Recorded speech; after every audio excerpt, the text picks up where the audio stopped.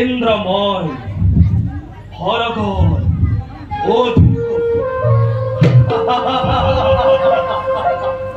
সৃষ্টিকর্তা বিধাতা অপূর্ব সৃষ্টি এই অমরাবতীপুর আমার এই সাম্রাজ্য অলিঙ্গ সুধরে ভরা সদা বিরাজিত এই অমরাবতীপুরের মাঝে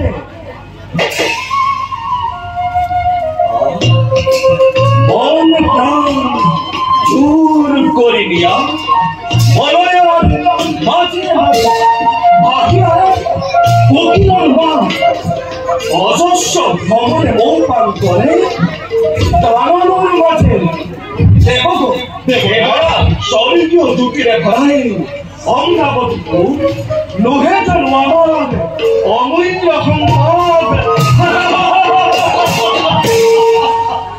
সঁচা কথা দেবরাজ, ঐরাবত হাতী অশ্বচ্ছ ঘোড়া আৰু পাৰিজাত পুষ্পকে ধৰি অনেক সম্পদৰ গৰাকী আমি দেৱতা সমাজ নিশ্চয় লোহে য'ত জৰা ব্যাধি নাই য'ত মায়া মৃত্যুৰ কুটিল চাতুৰি এই একেই দেৱতাৰ লীলা ভূমি অমৰাবতীপুৰ।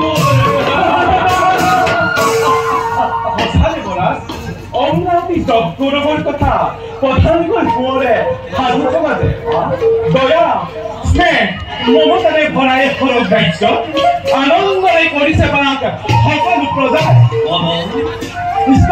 জননীয়ে আনন্দৰে অশ্ৰু আগুৱাই যিদৰে সেইদৰে দেৱগণক বিৱৰিছে আশীৰ্বাদ।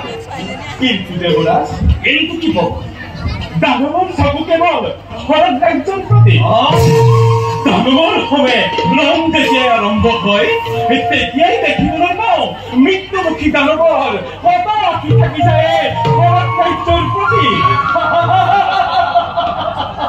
দানৱৰ সেই আশা তথাপিতো নহব পূৰণ।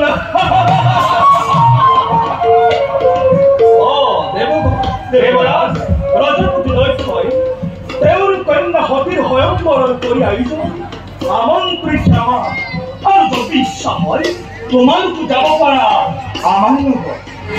দেৱৰাজ ইচ্ছা মোৰ নাছিল সমূলি, কিন্তু আপোনাৰ এই মহান যাত্ৰা কালত বিঘিনি আঁতৰ কৰি যাব এই গ্ৰহৰাজ দক্ষপুৰীলৈ। তেন্তে বলে দেৱগণ দক্ষৰ নিমন্ত্ৰণ ৰক্ষা কৰি যাওঁ আমি দক্ষ